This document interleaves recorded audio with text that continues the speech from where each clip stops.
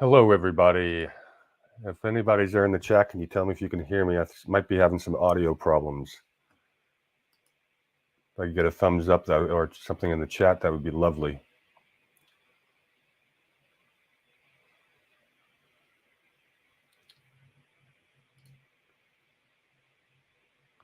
Well, I got put on the spot here again with no notice. Thanks, Michelle. Appreciate that. It's my audio where I'm having the issue. As long as you can hear me. Ron is going to be here a little bit late, and as usual, nobody gives me any notice, so I get to talk to you guys till Doug gets here, and I had absolutely nothing planned to say. It's like the fifth time this month someone has done this to me. So I guess I'm learning on the fly how to basically talk to myself and my lovely audience. So a lot of feedback in the chat would be appreciated. And I promise you, I'm not talking about any shootings. That is a distraction from much bigger stories.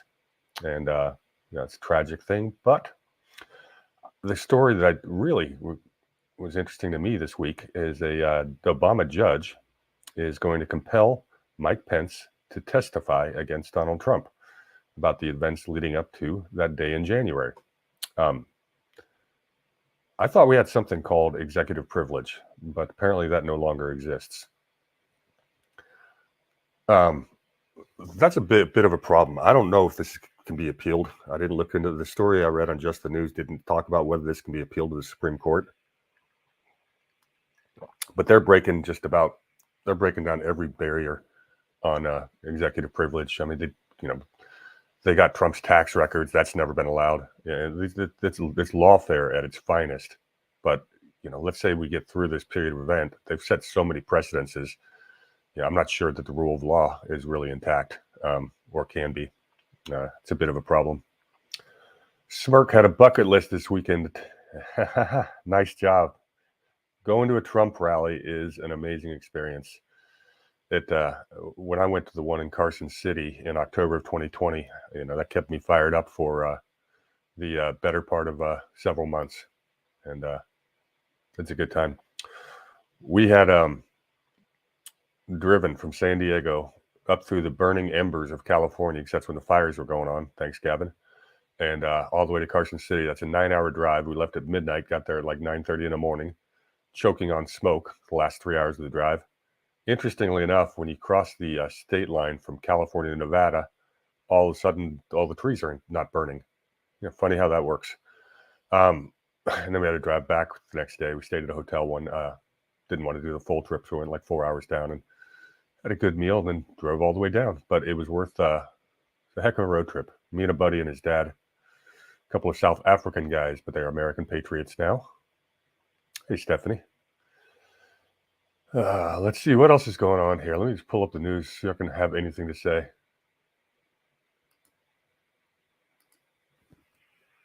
Bear with me.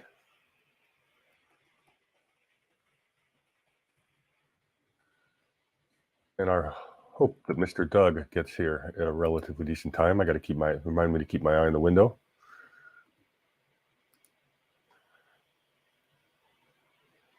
Oh, this is a fun one. Jamie Dimon is on the hot seat as sworn deposition looms in the Epstein lawsuits. That's going to get interesting. I think that's from the U.S. Virgin Islands, that case. Whitney Webb wrote a brilliant book, 2 books, about Epstein, the connection with the CIA, the offshore banking. I'm about 2/3 of the way through the first book. Ron is also in the process of reading that, but it's very well researched. And the ties of the Epstein web are much more broad than any of us ever suspected, just from what's been reported. And it's about 2 months ago, a certain judge ordered that the Epstein client list should be released in about 6 to 8 weeks. That was about 2 months ago. So maybe that'll drop one of these days. Or we could just talk more about trannies shooting people. What else is going on here? We got all kinds of financial uncertainty, don't we? I'm not going to totally preach doom and gloom, but the banking system is very fragile. While the Federal Reserve has been raising rates to try to fight inflation, which basically is trying to slow down the money velocity, the same time, the overnight lending window, they've given out more overnight loans to banks than even during the great financial crisis in 2008 and 9, which is putting liquidity into the system. So that's a bit of a problem. What I'd be watching out for is Deutsche Bank in Europe. If that topples, it's going to there's going to be a lot of contagion. There are counterparties to the entire banking system, all kinds of leverage. I had a client once with a big stock position, and we did what's called a collared structure around it, and that was done with Deutsche Bank. So it was like $10 million. Would have evaporated if Deutsche Bank couldn't make due on their obligations, or could have. It would be a risk. So there's our financial system is so complex, and I've said this on other shows, but I'll go ahead and repeat it here. There's really this inflationary problem. This was a own goal. This was government spending, which put more money into the system and cause inflation, plain and simple. More money chasing after the same amount of goods will drive prices up. And to solve that, they started raising rates. And oops, bear with me 1 second. That's Mr. Gibbs calling. Hi, Doug. Hi. Hello, sir. Yes. I got out of Fallbrook on what is typically on time for me.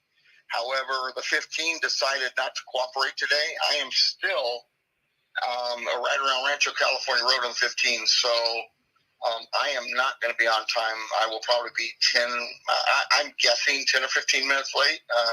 We know that my guesses are not always accurate, but that's my guess. Okay. That's great, because Ron's late too, so I'm doing a monologue, and I'm on air right now, so everyone heard you just say that. Oh, so you're going to feel like Alan Myers when they said, hey, can you take over the show? Grab it. Yeah, well, there you go. And of course, I had no preparation because I've actually been working all day. So I'm but you have this unbelievable talent of coming up with shit in your brain, so I have no doubt of your ability. Well, I'm glad you could help entertain everybody for a few brief moments. I hope they could hear you, and we'll see you when you get here. All right, see you when you get there. So I'm guessing you guys did hear Doug, because from Raging Smirk's comment, yeah, that'll happen in Southern Cal. What was I talking about with Deutsche Bank? Yeah, and it's also interesting that the European central banks don't have the same flexibility as our Federal Reserve, because they're not privately owned. I'm not saying I like our Federal Reserve, but they do have more tools at their disposal to fight off financial crisis. And yes, of course, this is probably being done intentionally to some degree to crash the system, to perhaps bring in their global digital dollar or whatever they're going to try to do. And I'm not entirely sure there's much we can do to stop it. But if you did want to stop it and fix the economy, it's pretty darn simple way to do it. You stop the government spending and you lower taxes. Reagan did this in the 80s and it worked. It's not going to happen. Neither one of those will happen under a Biden regime. So, all I can say is buckle up. This is going to be a bumpy ride economically. There's a lot of warning signs. And, I've been doing this stuff for a living for 23, 24 years now. And I joke around that I've correctly predicted 10 of the last 2 bear markets. So I do have the tendency to, see warning signs when they may or may not be there. But, I'd rather not get caught with my pants down. This is not a time for risk taking, to say the least. What else do you guys want me to cover? I don't want to talk about freeways. You like the background? Yeah, I finally got the studio going. And I've got a bunch more of these memes for background over about a year and a half now that I've been doing content. A lot of our followers or viewers have sent me war hamster memes. In fact, I just got another one on Sunday night that I'm going to use for my what do I have for my screensaver right now when I stop the cam? Yeah, there's another one sent to me. I didn't make these memes. I have none of that talent whatsoever. See, if I move out of the way, you can see the rest of the hamster. He's out there being a little war hamster. I like it. And I started posting content again on both my new channel and the old war hamster ones. I think I'm going to continue to keep them alive. I got over 1,000 views on my presentation I gave last Thursday, and I got some really good feedback. So when I did on Missouri versus Biden, so I got more views than I had followers. So I guess somebody's spreading it for me. So that's good. So whoever's doing that, thank you. And I put up 4 videos last week, and I got 2 more to go on the old War Hamster Rumble channel. I'm getting views on YouTube and Odyssey, but I'm not gaining followers. I guess they don't like my content over there. But I have, and the good news is I'm only putting stuff up on YouTube recently, It's kind of a test to see how well I can get through their censorships. And if I lose that channel on YouTube, I'm not going to be heartbroken. But so one of the things we're working on is this new company we're building is a multimedia site for content creators, where basically we've got all kinds of video production tools, how-to videos, tutorials, and then how to make content, whether it be written or video, how to market your content. We've got a whole marketing system set up. We've got how to monetize. We've got online stores. So that's what I'm working on. We'll have that announced very soon. And we started doing the project for Doug, because we want to take Doug's Constitution message national, his ministry. And so I got involved with the company, and so we're gonna have a lot more stuff coming. You've heard us talking about it, but it's coming soon. It'll be live very soon. And what was I going to say? Yeah, it should be very exciting. A lot more content. Doug and I'll start doing a live show. I think it'll be once a week to start with, but we'll see how that goes. I'm very fired up. In fact, being part of a new startup company is a lot of fun. I will have some merchandise soon. We're going to start to have some War Hamster t-shirts. So if anybody's interested in that, tell me which designs you want me to have on there. I'll show you the one that I think is going to be the first. See if I can get in there. Yeah, this is the one I think will do the first t-shirt. You guys see that? Yeah, that's my favorite War Hamster. So I'm going to do that on a t-shirt, or a couple of the others. But we'll see how it goes. There, let me switch back.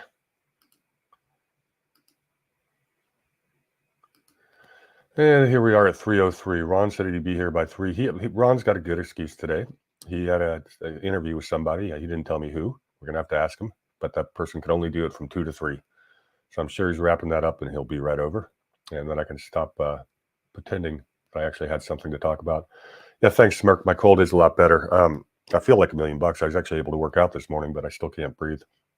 Just a head cold. Nothing major. Of course, these days you sneeze in public and everyone goes diving to the ground. I was at the grocery store yesterday, and I saw more masked people in Del Mar than I think I've seen in like more than a year.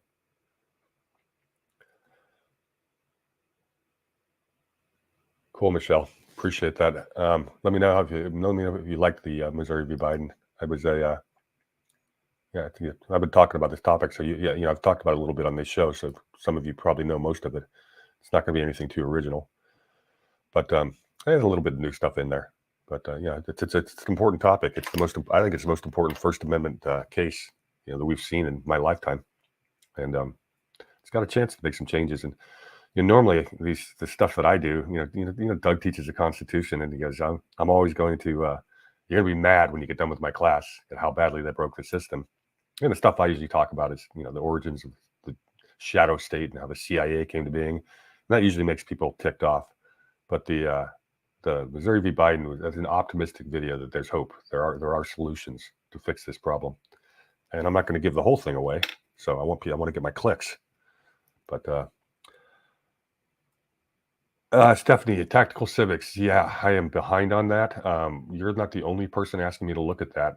And we need to set some time apart I need to set some time aside, because it looks like that's going to be a conversation worth having.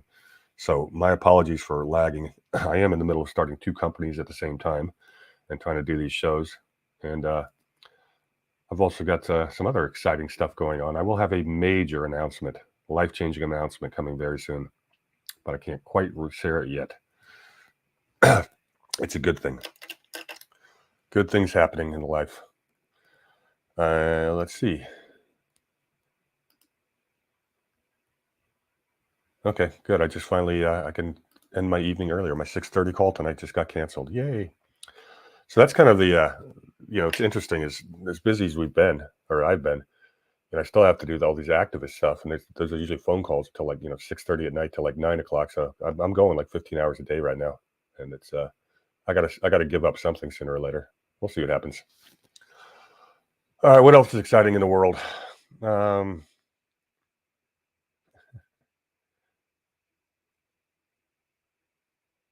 Anybody think? I hear a lot of people talking about war with China coming up, and I don't see it happening. I can't get too deep into the origins of a certain virus, but we do know that there's probably two different governments working together involved, and I don't see those two fighting. I also, very much think that our current president is compromised by his China dealings, and I think he's probably controlled a bit. And again, that's not a kind of situation where you'd normally see some kind of kinetic action. So, like we always talk about, it's some sort of a fifth generation, what have you, war, information war going on. Never did get our winter push from Russia and Ukraine after that buildup. Wonder what's taking so long with that. I expected that a month ago, at least. And you've noticed that the Ukraine and Russia hasn't been in the news very much. They're talking about other stuff. Must mean it's not going that well. Or perhaps they don't want us talking about the fact that China is brokering a peace deal, which is interesting. Plus, China just brokered a huge deal between Iran and Saudi Arabia. I'm starting to think that the United States is losing its preeminent seat at the head of the table in international affairs. I don't know if that's a good thing or bad. I mean, we want America to do well, but do we really want the people who've been making our decisions in international affairs, to keep making decisions? So maybe if they fail dramatically, it'll help something, but that won't really matter because most people won't know about it because the media won't report on it. So what else we got in here? We have a protest coming about a China company coming into Michigan thanks to a $17.15 million grant from our Democratic legislators. Oh yeah, I saw that one. Good luck with your protest. I hope they actually listen. Well, we had a bit of interesting news here in San Diego. There is our arch enemy locally is the chair of the Board of Supervisors by the name of Nathan Fletcher. Imagine in miniature Gavin Newsom, and you've got Nathan Fletcher. We catch him tweeting while we're talking to the council. He doesn't even pay attention. He's the one who got my friend Audra Morgan arrested twice and beat up. That's Nathan Fletcher. Well, apparently, and hopes and prayers that he gets better. But he is heading to rehab and perhaps stepping down because of alcoholism, drug use, and depression. So, hopefully we didn't have anything to do with his health problems, but I'm definitely pleased to get rid of him. Interesting, Michelle, I was just on a phone call with a gentleman who was in the Knesset in Israel. That's their Congress until like 2 to 4 years ago. And I asked him about it. I got the impression that this is very much a left-wing driven protest. These are basically the Israeli judicial system is a little bit tyrannical. Think like what happened in Brazil, where their judges kept giving themselves more power. Well, apparently Netanyahu, that's the right name, isn't it? Yeah, and the cabinet we're getting set to put in new rules to kind of rein in the judiciary, and that's what the protests are all about. So you just think you're rich liberal donors from all over the world. They're the ones funding this. So I don't think those protests are going to do too much more. I'm going to have some background noise here with the dogs barking. So if you guys excuse me for 1 second, I'm going to go shut a door. I apologize for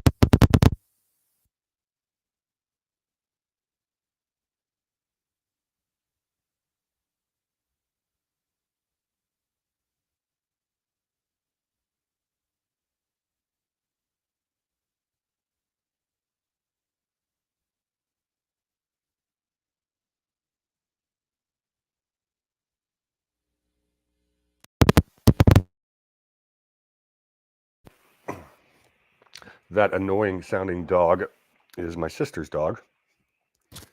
And he's a good dog, but he's got one of the most annoying barks I've ever heard in my life. In case you just heard that. And I am not plugged in. Can I get a thumbs up that you guys can hear me again?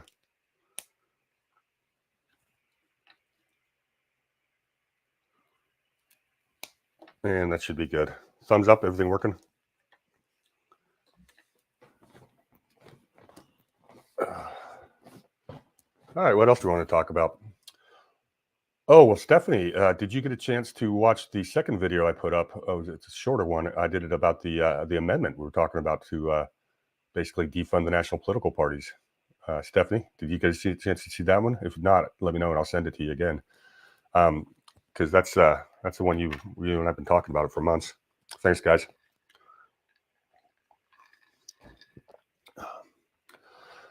Let's see, what else do we got going on here? It's always fun when you don't have a chance to prepare. I had nothing prepared to do a monologue for 20 minutes. Thanks, guys. You owe me.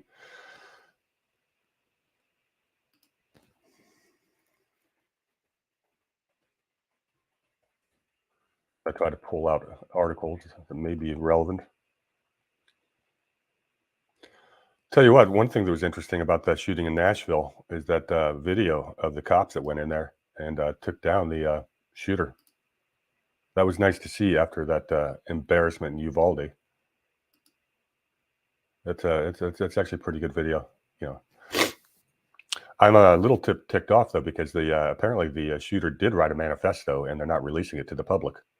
And no, it doesn't follow the narrative of the the white extremist MAGA white supremacist shooters they're always trying to paint. But it's interesting. And of course, literally 2 minutes after it happened, the gun grabbers came out in force again. Never let a crisis go to waste. And Ron is here. Where's Doug? He's running late. He got stuck in traffic. He called me about 10 minutes ago. Said he's going to get here any minute. Okay. So basically, you guys left me hanging again, and I had to do a 20-minute monologue. You both owe me, and I'm gonna hold you to account for it one of these days. Yeah, I'm not feeling well, man. I am not feeling well. So how'd your interview go? And do you want to tell us who it was with? It was with Zach Rector, and okay. he's a crypto guy, and anyway, we talked a lot about geopolitics and how XRP, how we believe it factors in. And, he's a great resource for people who are beginners and they want to get started with XRP, want to know what to do, or work with any crypto, not just XRP. But, he's an excellent resource. So. Yeah, I've seen his content before. I think you sent me a couple things. Yeah, he's a young kid. He's like 29, 30 years old, but super sharp. Very good. Well, appreciate you joining me. It's a lot more fun having somebody to talk to. Oh yeah, I'm not feeling well. I feel like I have the flu. That's not good. I'm just getting over a head cold. You can probably hear it in my voice a little bit. But I didn't get flu-like symptoms at all. I was saying I was out in Del Mar at the grocery store yesterday, and I saw way more masked people than I'm used to seeing. And someone mentioned to me that maybe it's because they're worried about some new bug. I don't know. Did I miss something? Is the CDC trying to scare us with a new virus again? I don't follow that at all. I do see people masked up because they're living in fear, but I don't live in fear. I don't know how much of it's fear or how much of it's still virtue signaling at this point. Basically, saying. It could be fear. It could be virtue signaling. It could also be, you could also, I just think it's fear. Actually, that's what I really think it is, or programming. Well, they basically gaslit people so much, saying, "Well, you're a good citizen if you're masked. You're a good citizen if you take a certain shot." Mm-hmm. And I think that's where the virtue signaling comes in. It may be just completely ingrained in them at this point. Yeah, I see my sister, she'll come over to a social event with a mask on, and then she'll take it off for a while, and then she'll put it back on, and she'll take it back off. And I'm, for the love of God, either masks work or they don't. But doing it halfway makes zero sense whatsoever. That could have absolutely no medical benefit if you don't do it 100%. If you think that actually worked at all, which I don't. But that's where the hypocrisy drives me nuts. Exactly. What is that, ice cream? No, it's yogurt. Yeah, even better. How's the old physical fitness and dieting going? Well, I'm still down, but I haven't been I've been feeling very well lately. So I haven't been going to the gym and doing much, but I'm still right about that 275 mark. That's still a big change. Mm. We'll have a party when you get. We'll have a party when you hit 250. Yeah.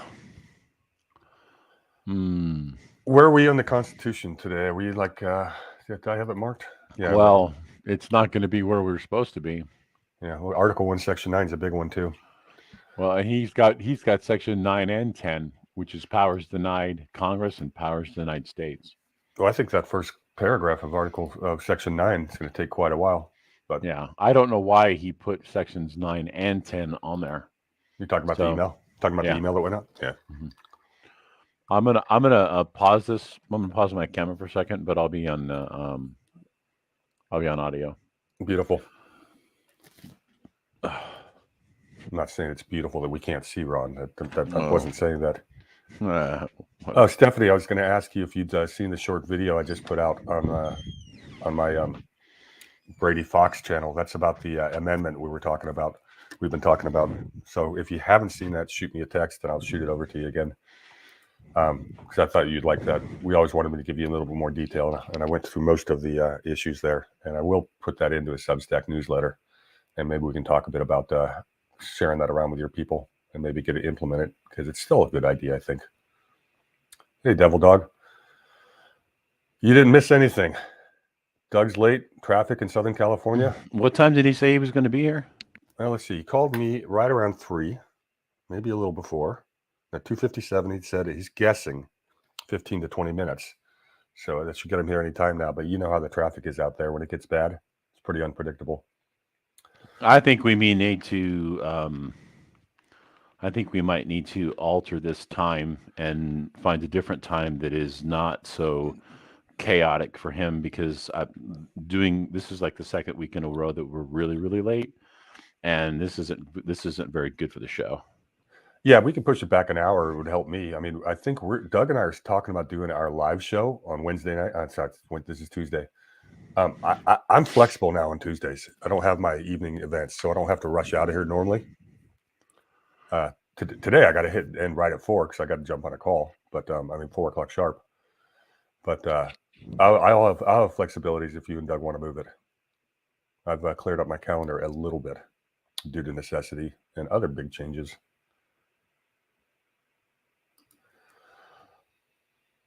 Well, what else do you want to talk about? We're waiting for Doug, Ron. And please don't say Nashville shooting. What other big changes? What's that? Oh God, I'll tell you off air. I can't announce the big stuff yet. I've been working for 3 years trying to get this investment firm up and running, and it's sort of up and running now. And there's a chance that I've got another opportunity that's going to allow me to perhaps walk away from it. That's the company I've been working to build, and trying to push more content. But there's going to be a major change in my life here in the next couple months. Oh, I didn't know if it was work or personal. All of the above. Okay. Yeah. It's just a little premature for the big announcement. Okay. Okay. Well, I guess I will have to accept that. Well, I'll tell you off air if you'd like. Of course. I don't want you to divulge it if you, Yeah, there's just a couple people that may watch this stream that don't need to know anything quite yet, if you know what I mean. Mm-hmm. Yeah, I've got the video you did, your video with Gordon queued up to watch at some point today, but I have not gotten around to it yet. It's just I'm just so darn busy. I've watched, you knew me when I had all the free time in the world and I could watch videos. It's hard to now it's all I can do to stay informed on the major events. Devil Dog asks, what are our thoughts on a possible chance of war with Mexico? I don't see that happening. No way. No. I do. I will say though that I think there's a strong possibility that the United States goes to war with Mexican cartels. Well, they could have done that 30 or 40 years ago. And the reason I don't think it'll happen is why would we go to war against our own CIA? Because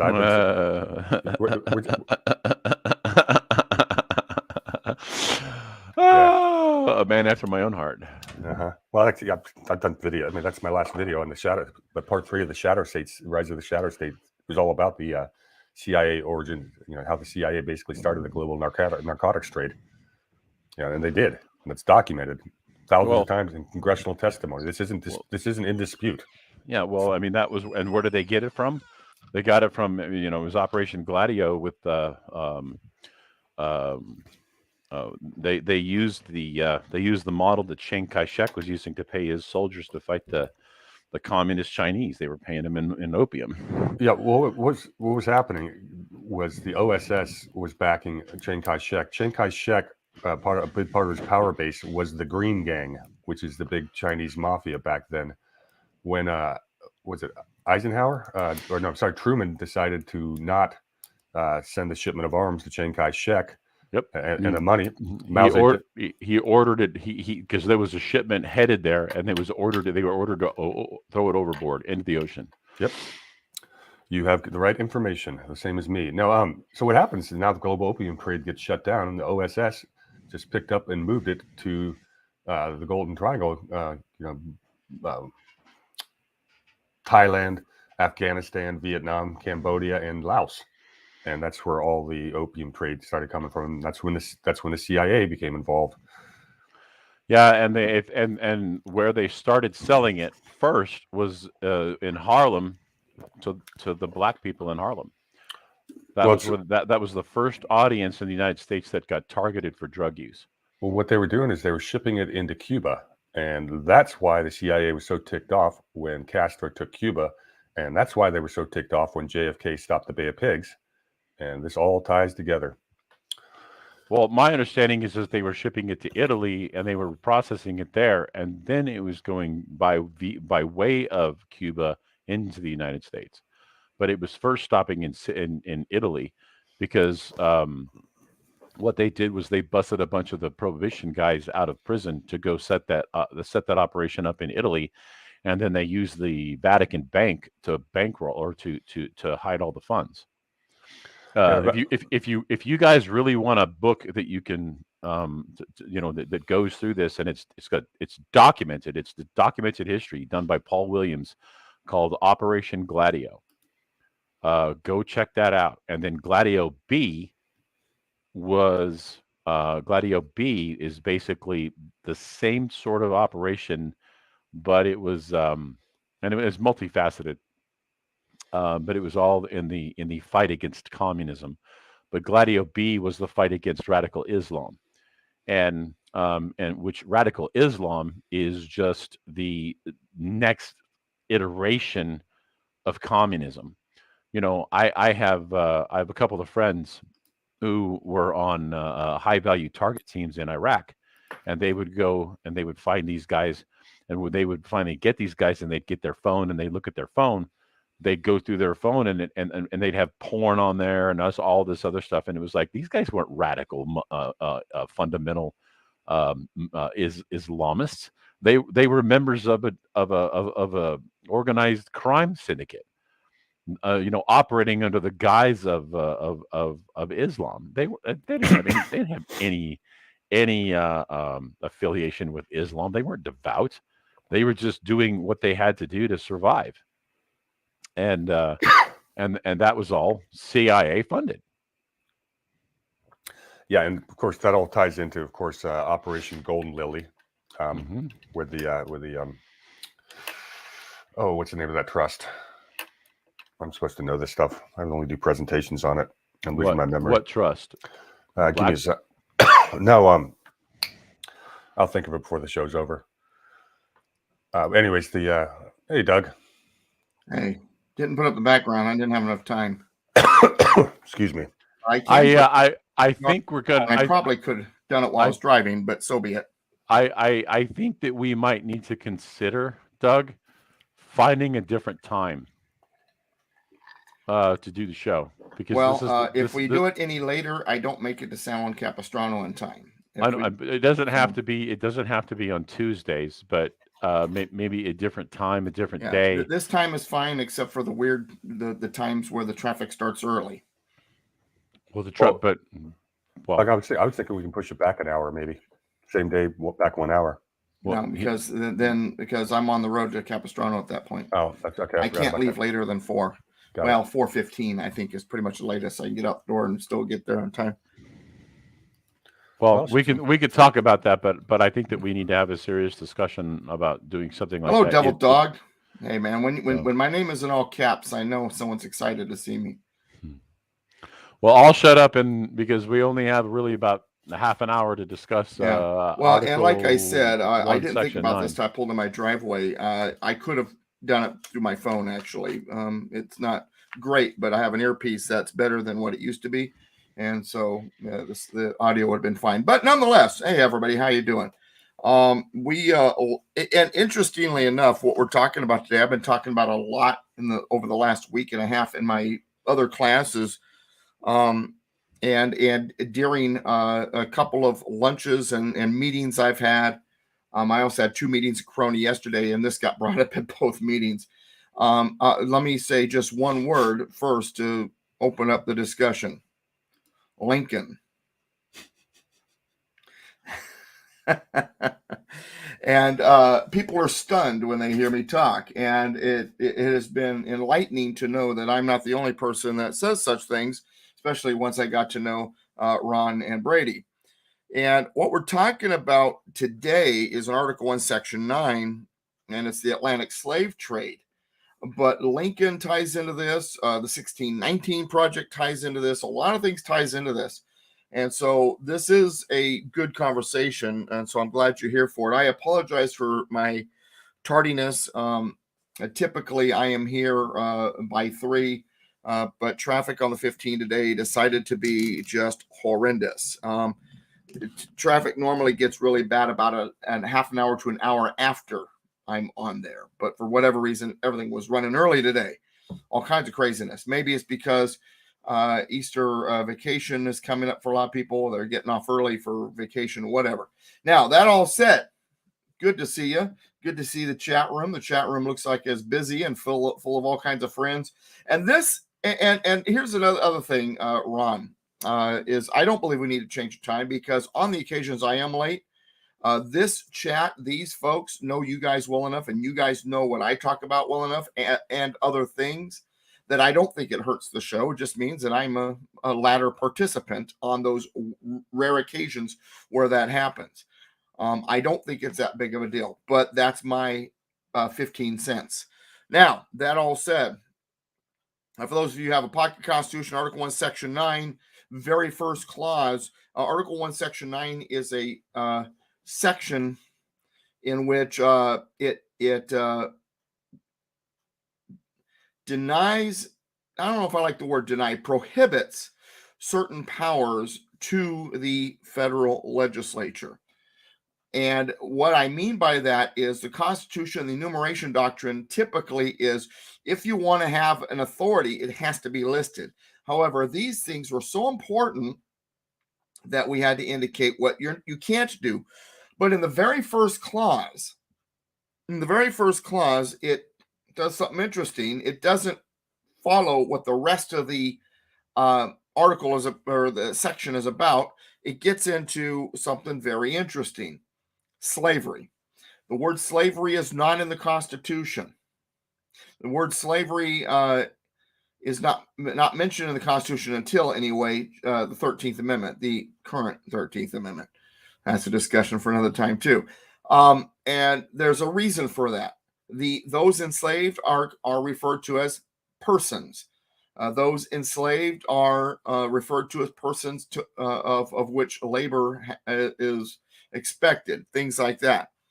And in this clause, it's no different. Now, the reason why they left out the word slave, slavery, or enslaved was not because they weren't willing to admit what was going on, as has been accused, but because the dignity of these people as persons needed to be maintained. That was the attitude. Now, remember, Thomas Jefferson had 168 words of anti-slavery language in the Declaration of Independence, in which he refers to these persons as men. Capital M, capital E, capital N, kind of like Double Dog, put Doug in all caps, put men in all caps. That's an emphasis.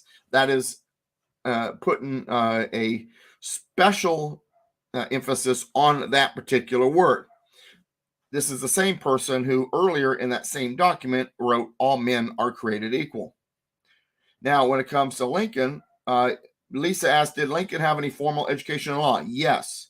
The thing is about his formal education is when he did go to law school, what they were teaching was John Marshall's version of the law.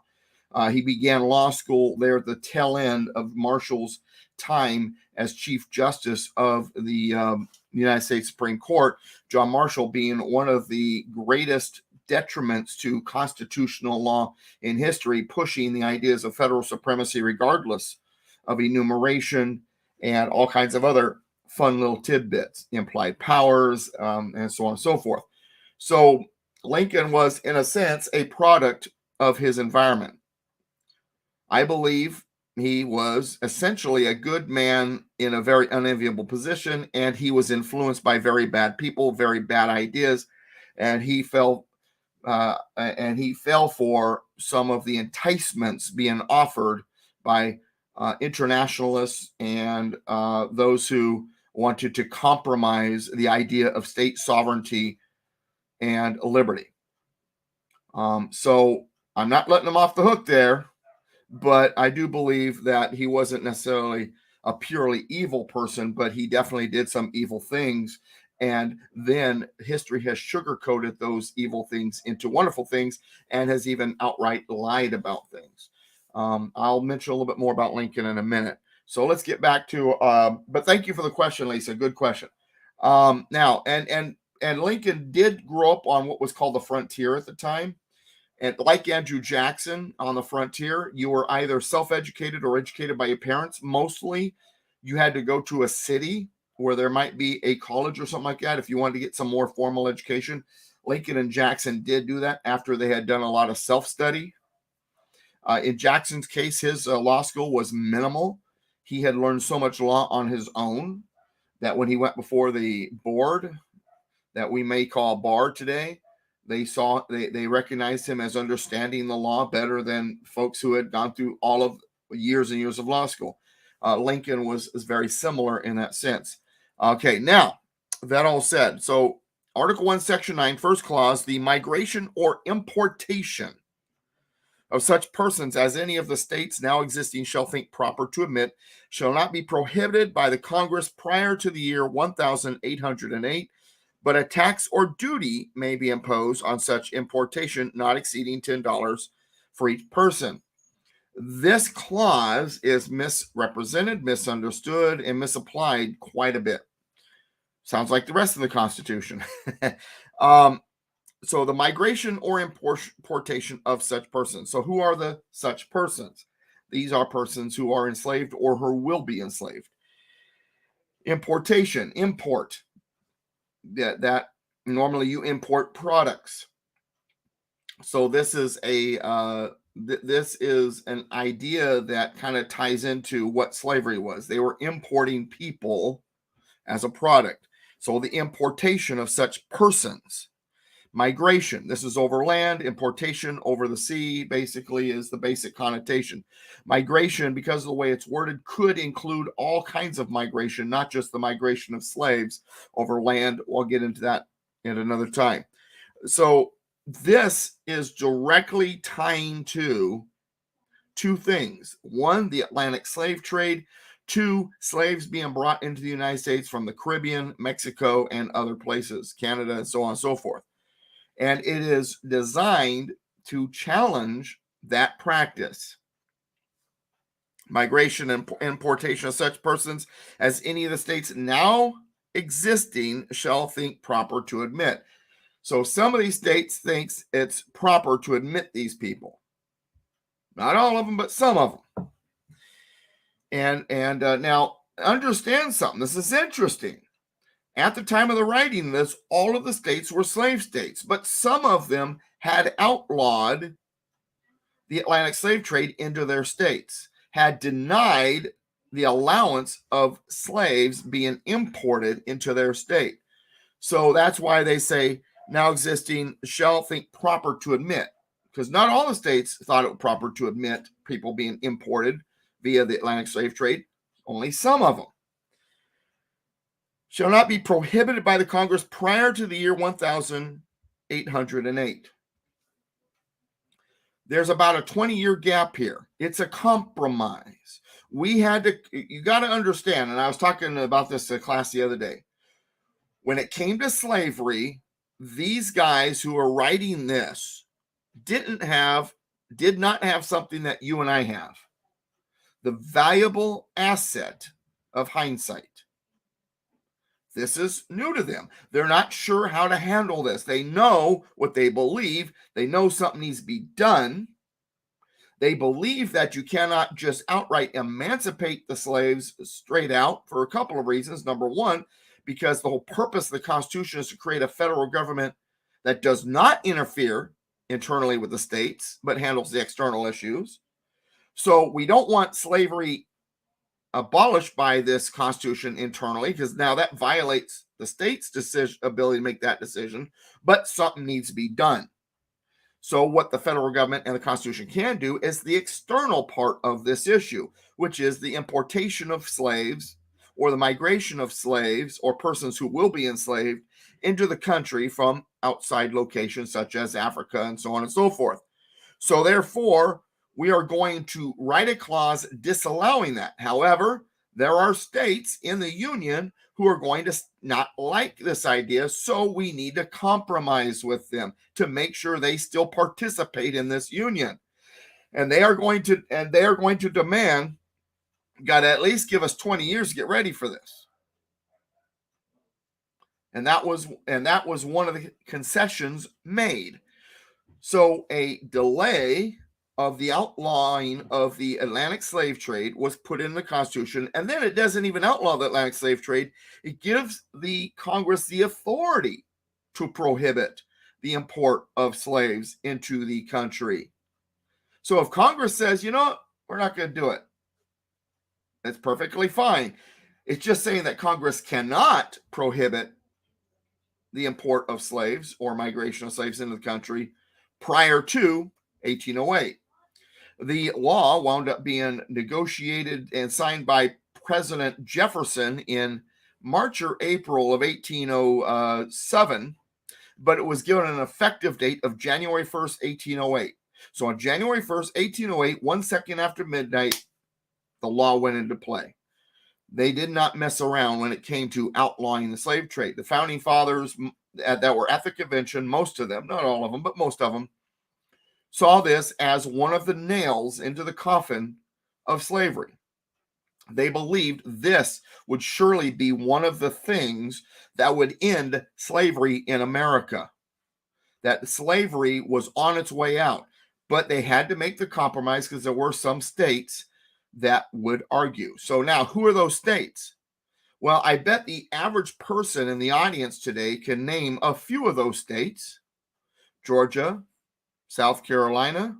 You would think Virginia and North Carolina, but they weren't as necessarily needed to be dealt with or compromised with, because at the time, Virginia was working on getting rid of slavery. They wanted to rid themselves of slavery at the time. North Carolina was kind of battling. There was an internal 50-50 kind of battle going on. But a couple of the staunch slave states that were very angry about the anti-slavery language will surprise you. New York, Delaware, and New Jersey at the time. Just because they're in the North doesn't mean that they were necessarily fully abolitionist at the time. At the time, New York, New Jersey, and Delaware were very staunch slave states. And as got brought up by our lovely crew here joining me online, I think it was last week or the week before, because I always, for whatever reason, leave out the state. I knew that they had held back, but they brought it up. New Jersey did not eliminate slavery, in fact, until near the end of the war, 1865, or between the states. Gentlemen, I'm glad you brought that up. I have now integrated it into what I talk about. Now it's in my brain forever because I got corrected, and that's one way to remember stuff is when someone corrects you. And when I did some research, New Jersey was one of the states too that was kind of concerned about this anti-slavery language in the Constitution. I thought wasn't it after the war When the 13th Amendment was passed after the It's war? right there at the end. I don't know if it's right before or right after. You talk. The 13th Amendment was after the war in 1865, and New Jersey was the last northern state to eliminate slavery, and they did so in 1865. I have not compared to the dates as to which one came first. I just know that it was right there towards the end of the war. So I can't answer if it was before or after the end of the war that New Jersey finally abolished slavery. I would think, and I remember reading somewhere right before the end of the war. I could be wrong. Now, that all said, get back to what we're talking about here. So we've got this compromise. We want to get rid of the Atlantic slave trade. We want to use the Constitution to allow Congress to do so, but we have states that are not happy with it. We've got to make a compromise. Now, slavery was going to be on its way out very quickly after this, but in 1787, they did not know that things like the steam engine or Eli Whitney's cotton gin or the power loom or other innovations were coming, which would really put the end of slavery into high gear, along with other things. They are going by what they knew at the time, and they believed that ending the Atlantic slave trade would also ultimately end slavery. So now, here's something else that's interesting. And I have this discussion often with people that don't always necessarily agree with me. But a tax or duty may be imposed on such importation, not exceeding $10 for each person. And the response is, see, the founding fathers trying to make money on slavery with the government. No. Ron, Brady, audience in the chat room, what happens to an activity when you tax it? When you tax the activity, You get less of it. You get less of it. Ding, ding, ding, ding. Tax slavery now, while we're waiting for this opportunity to outlaw the Atlantic slave trade, and it will reduce the activity. They didn't tax the Atlantic slave trade with this clause because they're trying to make money off of it, but because it was their way of reducing the activity until in 1808, Congress would have the opportunity to eliminate it. And they knew this. They understood economics. They understood these ideas. They understood free markets. They understood taxation. Heck, they went through it with the British Empire. Trust me, they understood it. Gentlemen, any questions? Anything to add? Well, if you want to talk about taxation, you look at the 16th Amendment. Not I know that's a little off topic, but that's essentially one of the core tenets of the Communist Manifesto. So, well, anyway. Progressive taxation. But anyway, I digress. Yeah, I wanted to add a little something about Lincoln. If you really want to understand the way the man thought, the main influence on him, his sort of mentor, was a politician named Henry Clay. And Clay's a guy who's really worth reading up on. He's one of the most influential senators and politicians of the early 1800s. The thing to know about him, to really tell you who Lincoln was all about, is Clay ran for president in 1832 on a platform of renewing the Second Bank of the United States. He ran against Andrew Jackson and lost. But Clay was all about the big banks. And Lincoln, that was Lincoln's mentor. So Henry Clay is an interesting character for sure. And in fact, I just finished writing about him yesterday. Let me chase a rabbit trail real quick because you guys will get a kick out of this. I am very involved. I am very knowledgeable, and I am all over stuff. And so as a result, my wife gets to hear a lot of that. And she takes some of that in as she hears me go through a lot of this stuff. I also am not a full-on prepper like my friend Bill or Randy, but I am prepared better than the average bear. Probably not where I need to be just yet. Yesterday, midnight, so yesterday morning, we realized this after we went to bed, the electricity went out. Now, it was someone who had hit a pole or something, and it didn't get restored until yesterday afternoon. And my wife's first words were, "Is it coming back in? Maybe we should already meet in Oregon. How much water and food have we stored?" Man, nothing like a loss of electricity to make you start thinking like a prepper.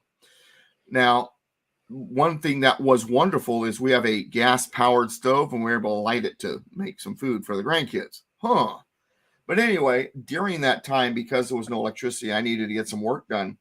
I grabbed my laptop. I got out the door. I went to a public library in Corona because I class was in Chino that night. And I spent most of the day working at the library. One of the wonderful things about libraries is there's no distractions, no kids, no wife, no TV, no radio, no video games, no anything. So I work solidly on what I want to work on.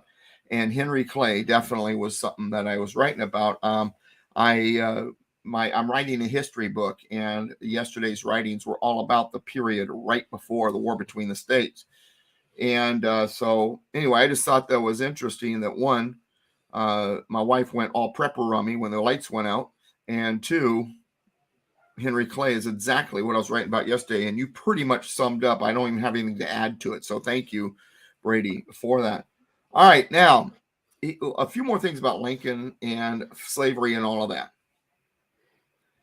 Remember, I mentioned earlier the locomotive, the steam engine, the power loom, the cotton gin, and there's other industrial revolution, the first industrial revolution, not the one in 1900, the one in 1800 and beyond.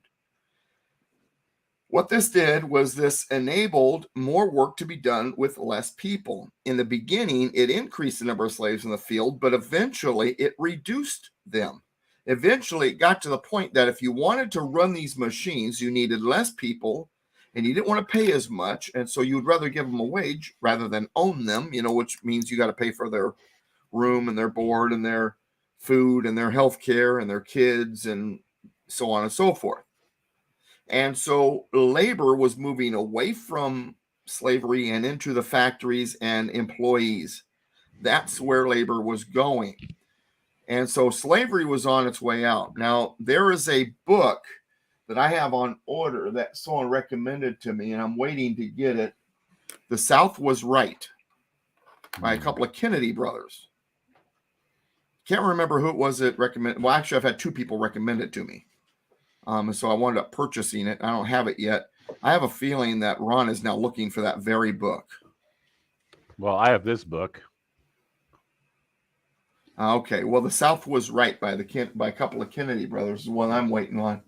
And I haven't received it yet because I don't see it on my desk yet, but it's on its way.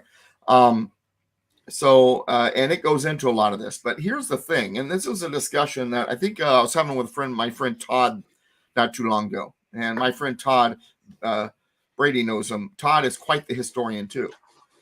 And when Jefferson Davis and Robert E. Lee were in discussions about what to do here, remember, hindsight's 20/20. But one thing that they knew is because of the cotton gin and things like that, slavery was on its way out, and they knew it. They knew slavery would not go on forever. And they were discussing what to do. Their problem with the Union, with the federal government, wasn't slavery. It was them dictating to them and not following the Constitution and using, and now that the war is going on, military aggression against them. And so the discussion was, what do we do with them once they are freed, and how should they be freed?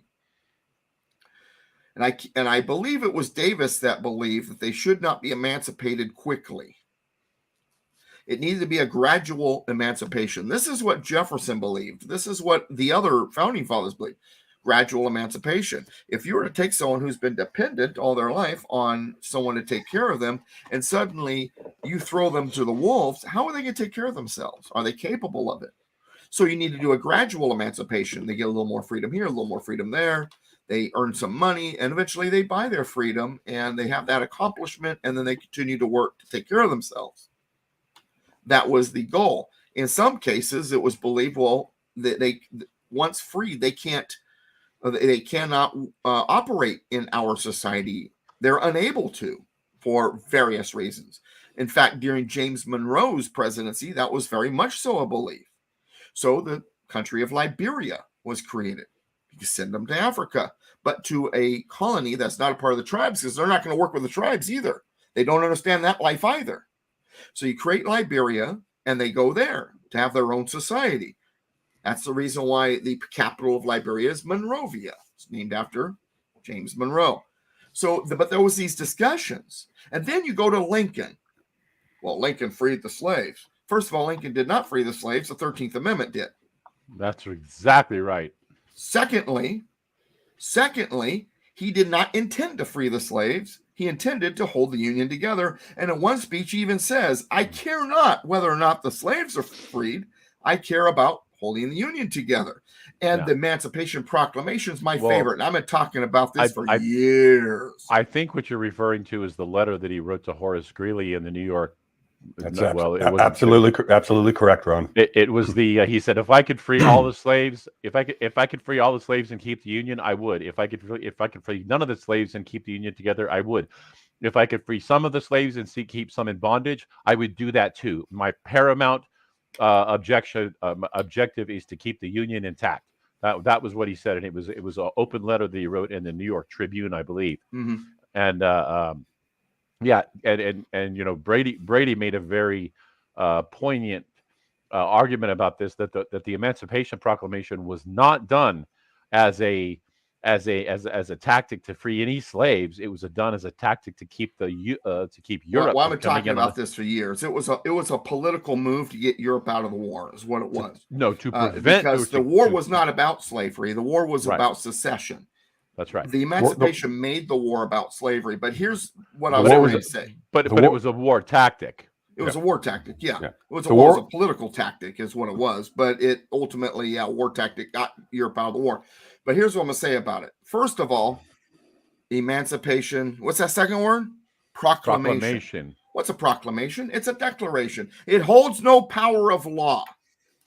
It's an executive order. It's not a piece of legislation. So first of all, it's not legally binding.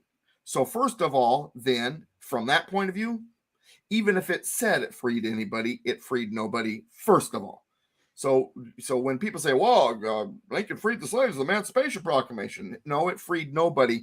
What it did is it declared that any slaves in Confederate states that were in areas or regions that were being occupied by Union troops, those slaves were free. It's just a declaration. It held no power of law. Now, if it freed slaves, if that was the case, then it would have freed slaves in states like Missouri, Kentucky, Maryland, Delaware, and yes, New Jersey, where slaves were held in the North. But those slaves were still slaves. Well, if those people were still slaves, then how is it that the Emancipation freed any slaves if the slaves in the North weren't free as a result? Because it had nothing to do with freeing the slaves. Just to hammer home one of Doug's earlier points, Carroll Quigley in Tragedy and Hope talks about why the English became anti-slave before everyone else.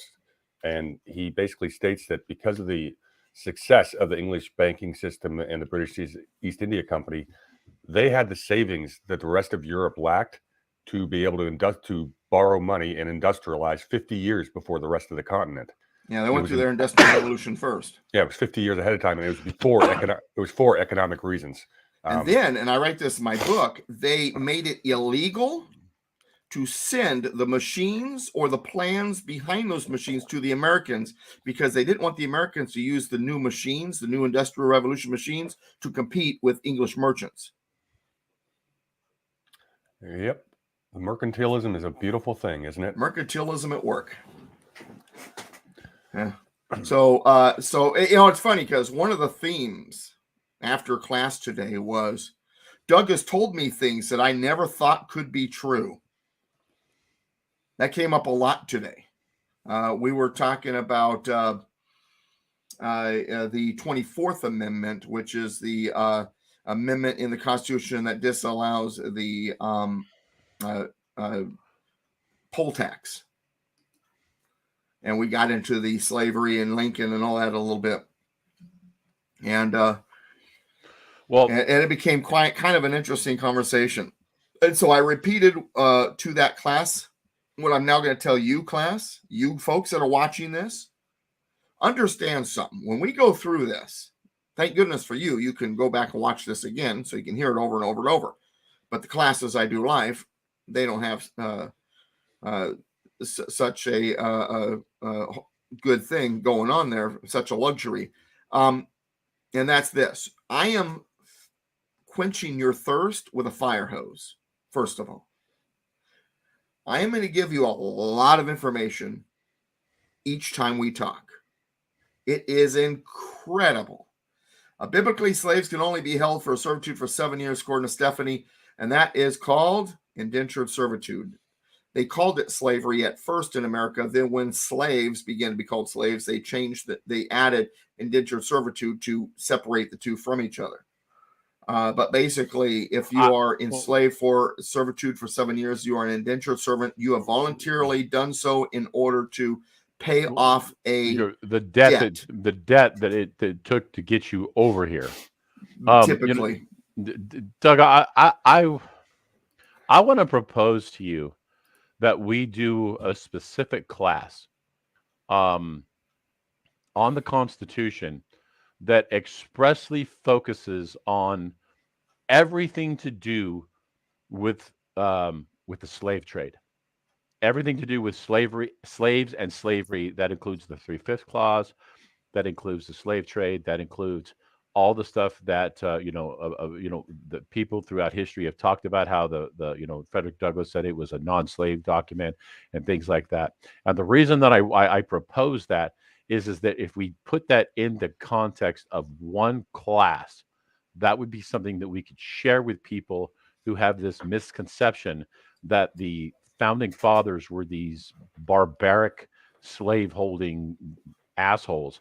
And we could also get into Mary Chestnut's diary, all of that. All the stuff that you're talking about here is relevant, but I think if we could put it all together in one question, yes, go ahead.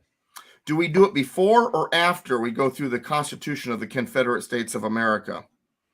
I'm serious, because we've proposed that too, and I think the two run hand in hand. Well, okay. How about does everybody need to hear first? How about this? How about we don't do it on this channel? How about we do it on my Untold History channel?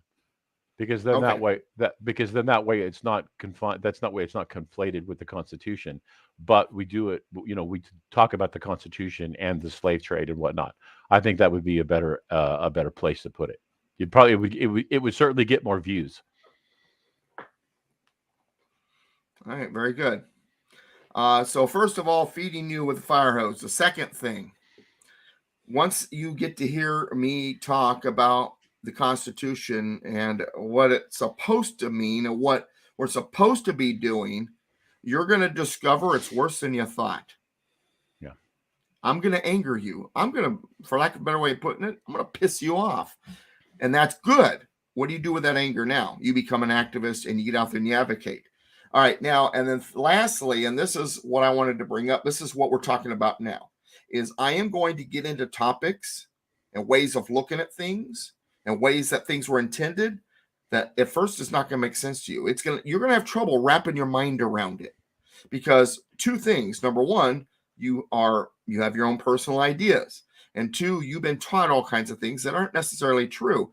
And we've been fed things without even realizing it.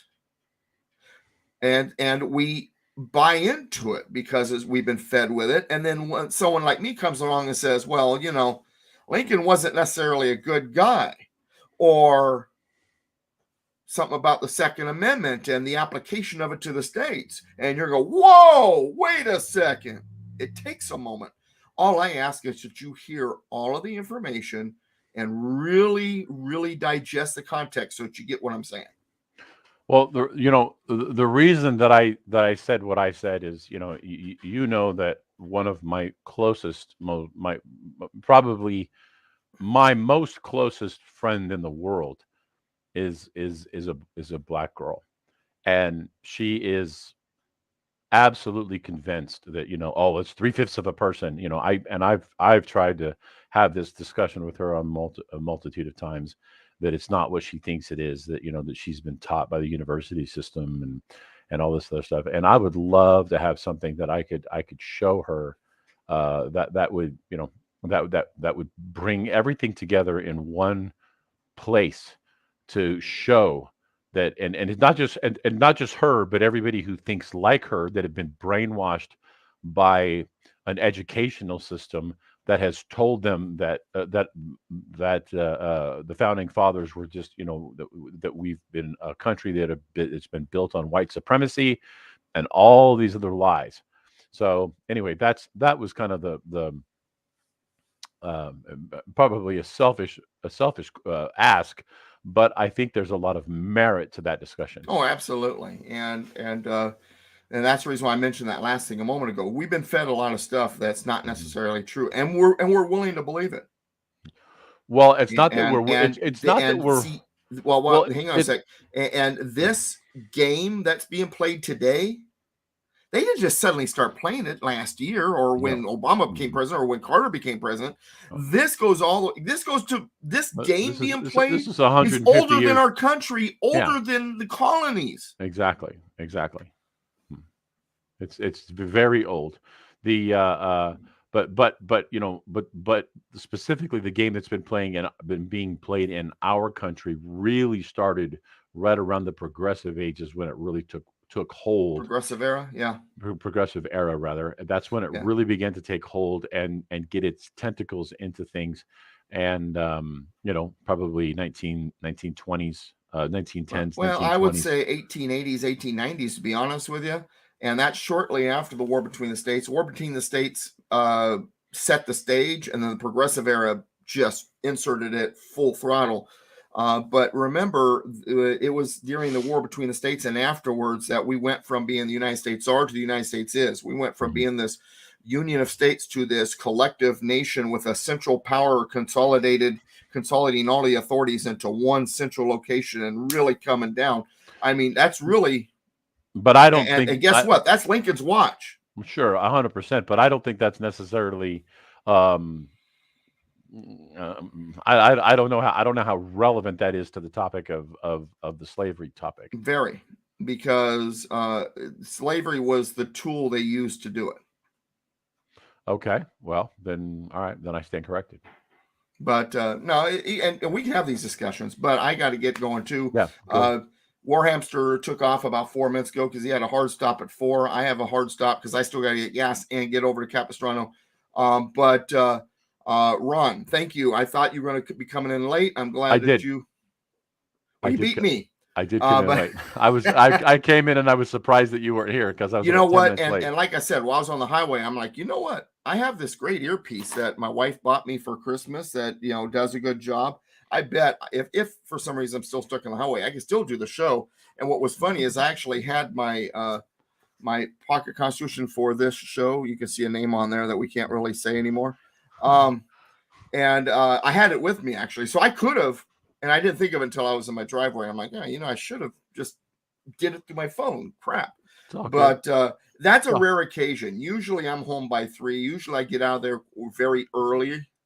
Much earlier. I've got all kinds of weird stuff going on right now because my truck took a dump a week ago, and all hell's been breaking loose ever since. So, well, I'm not really. I'm feeling under the weather too, so I'm gonna say au revoir and let you get on the road, and we will continue sections 9 and 10 next week, everybody.